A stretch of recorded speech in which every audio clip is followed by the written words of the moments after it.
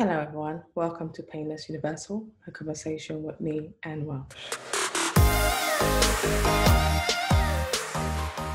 Today's story on Conversation with Anne Welsh is where I'll be discussing the painful journey of going between two continents to start a better life or to find new opportunities, because in your current country, there might still be opportunities, but you needed to explore new opportunities.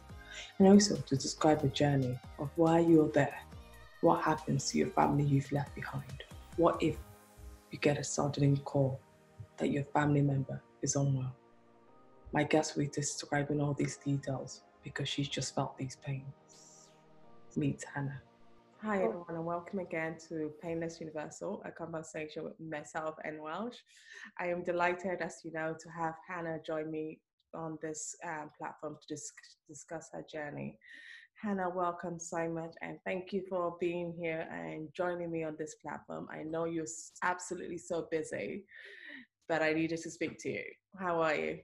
I'm good. Thanks so much for having me, Anna. It's so nice to see you. Oh, good. Thank you. And how is life? How is life with all this COVID going on, and how are you keeping? Good. Really busy. I'm kind of used to sort of doing things over Teams and Zoom now, but I feel like it's busier in terms of now I can sit in on even more meetings because obviously the element of travel is eliminated. So I'm sort of part of more meetings now than I was before COVID, which is both good, but also, busier. Yeah. So I really wanted to start the conversation to describe a little bit about who you are. But this whole conversation is starting about your journey for people who are listening to understand that there is hope for anyone who's looking to move between continents. I wouldn't just even say countries, but you've moved across continents. So someone who's looking to go on that journey, that there is hope. So before we start, I wanted you to just tell us a little bit about who you are and what makes us, what you do. I'm Hannah Turnbull. So I'm Canadian, grew up in Canada, lived there till I was just under 25. And then I sort of had graduated university and fancied a trip over to Europe. And I had planned to sort of use London as a base and explore Europe a bit and then go back and sort of figure out what my career would be in Toronto. But just fell in love with London and have just stayed ever since, apart from a quick trip home a couple months ago. So yeah. And how have you been keeping busy in London, or what was the thing that inspired you to want to move to London? So I've been working in the healthy drinks category ever since I've arrived. So I work for some sort of very health interested, and I've worked for a sort of cold pressed juice company, a coconut water company, and now I work for a tea company. And so that's what keeps me busy now. But yeah, it's been it's similar cultures, but also very different. So it's been really fun learning London, and I feel like you can never learn everything about London. So it's very interesting, keeps you engaged and excited. When you first decided to make that move, obviously you were having fun in Canada. You had your parents are there, you have your sister as well, but you decided to say to yourself, look, I'm going to go on this journey, because I'm thinking to myself, if I have to go on a journey, I'll be so scared just thinking about it, let alone doing it. Yeah. How did you get that initiative to just say, I'm going on this journey and I'm going to stick to it? Or did you give yourself timelines and say, I'll probably do 2 months here and see how that goes and come back? What went through your mind when you were going on this journey? I think I just felt like I really needed a new challenge and needed to get out of my comfort zone. And, that was coming to London was a really good way to do that. Sorry, dogs in the background. I think just, getting out of my comfort zone and, oh my gosh, sorry. Okay. I've got a dog in the background. Sorry. I was hoping he wouldn't bark. Does the dog want to join us in the interview? Maybe. Why not? Why not? Call it. Is it he or she? Sedwig, it's a boy. Yeah, he should join us. Okay, 2 seconds. Sedwig, come here. Okay, and he's running off. Sorry. Okay. Anyways, yeah, just a new challenge basically. Yeah. Something to get out of my comfort zone and sort of learn a new place. Okay.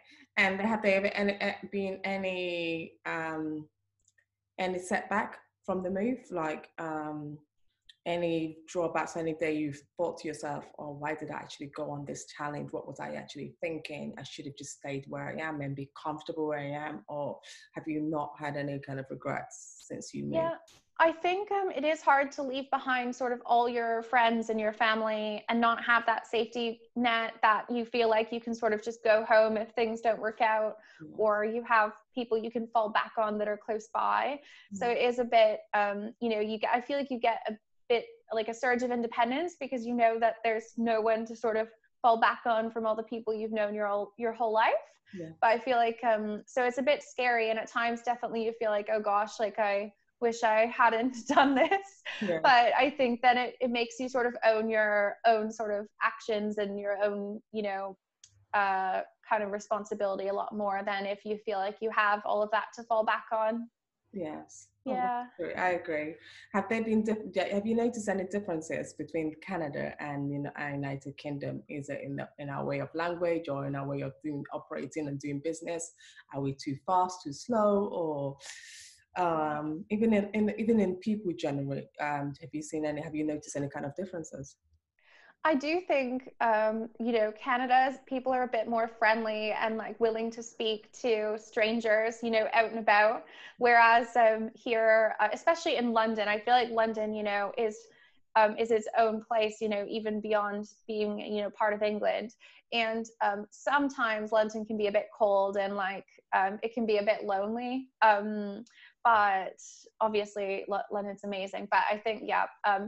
People are maybe a bit more reserved here than Canada, where it would be rude to not speak to people in a lift in Canada, whereas here it might be odd to speak to people you don't know in a lift. So, yeah.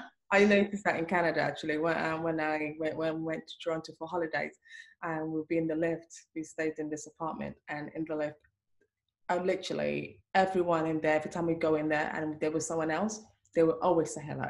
And Yeah. you'd just be, and if you wanted to make friends, it'd be so easy to make friends because everyone was willing to stop and take a second and say hello. But here, I think it's so in our culture, where it's Yeah. so inbred to just not even saying hello seems so weird. Yeah, definitely.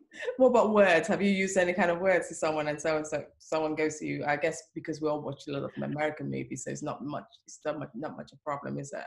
Yeah, no, but definitely you do learn to switch words, like, because obviously we would say elevator instead of lift, Mm. or people here would be like, oh, you're right, and obviously that's like, oh, how are you? But obviously if someone back home was like, are you all right, you'd be like, yeah, like what? Why? So yeah, definitely different phrases. Okay. Yeah.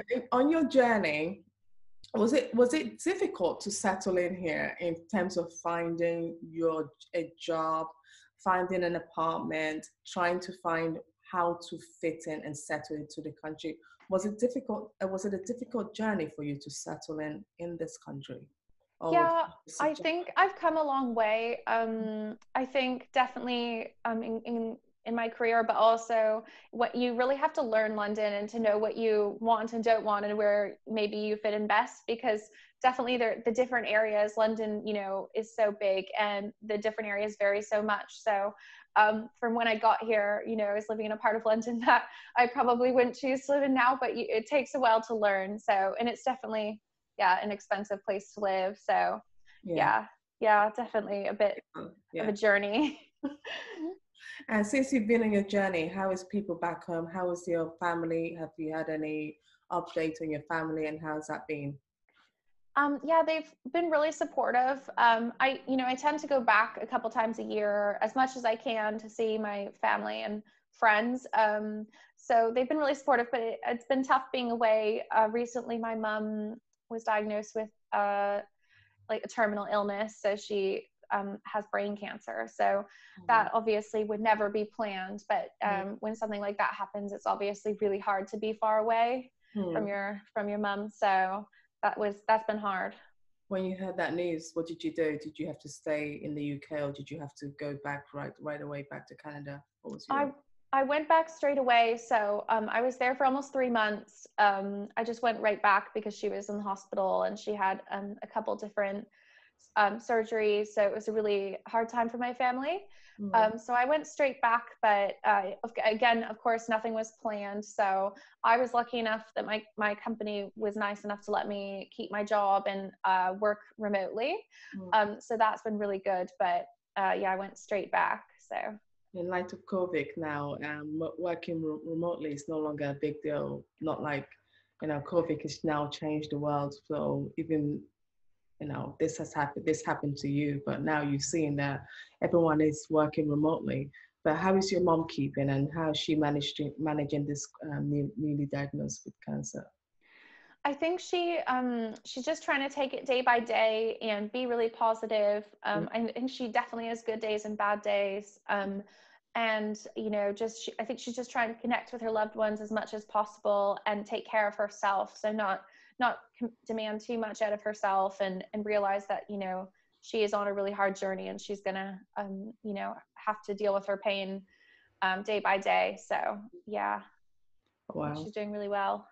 So for anyone on this journey that you're going through right now, journey of living in a different country from your family and hearing the news like this, what would you advise them today? So, some people are very, panicky because they're not with their parents and family at this difficult time. What would you advise them to do? Or someone who's looking to go to a different country to settle there and start a brand new life, what advice would you give them? I think definitely do it. It's definitely worth it. You'll have, it'll be a bit harder than it will for others who live near their family, in terms of if someone does become ill, it can be really hard, but I think it's definitely worth it. And especially now with us having being able to connect virtually, you can still connect to your loved ones and keep in contact. But I think, if someone falls ill, it's really nice to go and be by their side and figure out a way to get there, just to show them that you care about being there for them. But yeah, I think still do it. I think it was worth doing the move, and you can make it work if you balance everything properly. Yeah. On a final message of hope, someone might has decided to move and struggling to get a job. What steps would you tell them to take, to look at, to make it a little bit easier for them to get a job while in a different country, if they haven't got one before they moved? I think, I think just network as much as possible. So, figure out what industry you're interested in, and then try and, just educate yourself, listen to as many podcasts, try and connect with people in that industry, and then just go out and show interest and show that you've done your research. And I think, you'll find a door opens that way. Yeah. Well, Hannah, thank you so much for sharing this message of hope to us, and telling us how difficult and how ways to overcome moving from different countries, and also your mom's story, because I think that's such an inspiration that you've been able to utilize this method, that your workplace were able to send you back and work remotely, even though now remote working is now the in thing. Yeah. All of a sudden, go ahead. Oh, thank you so much for having me, Anna. It's been so nice to see you. Absolutely. I'm so glad. Thank you.